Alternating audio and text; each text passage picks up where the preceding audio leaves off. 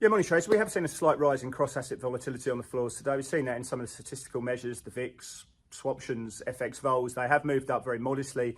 I put this down to just position squaring above all else, really, just ahead of month end and, of course, ahead of the Delta deluge, the tier one data that's coming through, the event risk that's playing through, 31% of the market cap of the S&P due to report. So really, this is just about exposures and managing those positions accordingly. China did start the ball rolling, of course, yesterday. We saw the H shares closing pretty close to the lows of the day, down 3.6%. The tech index was down nearly 5% and the HK50 down 2.7%. Now, we are expecting those markets to open on a more flat note. We'll see how traders fare on the open there, give them a chance to see how they act from that flat open. European equity markets held in pretty well. They're down smalls.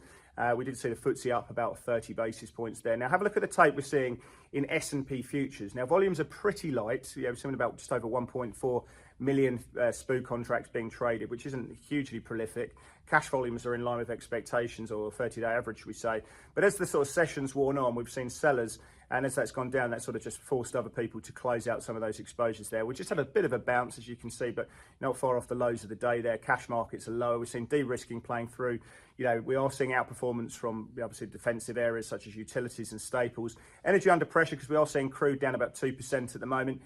Generally speaking, though, you are seeing a rise in yields across the rates market. You can see some of those longs are taking positions off the table ahead of this Delta deluge. We've got fives up 7 basis points at 367. We've got 10s at 354. And we've got real rates moving up about 9 basis points. I guess that's part of the reason why we are seeing the dollar working well today. The US dollar is up against all G10 currencies, namely the Swedish krona, the Nokia, and of course the Australian dollar. Now, clients have been willing sellers of the Aussie recently after this strong run, and they're doing pretty well on the day. We've seen that trading around sort of 70.50 as I speak at the moment. One thing we are watching as the session wars on, we are expecting Asian equities to open a flat note.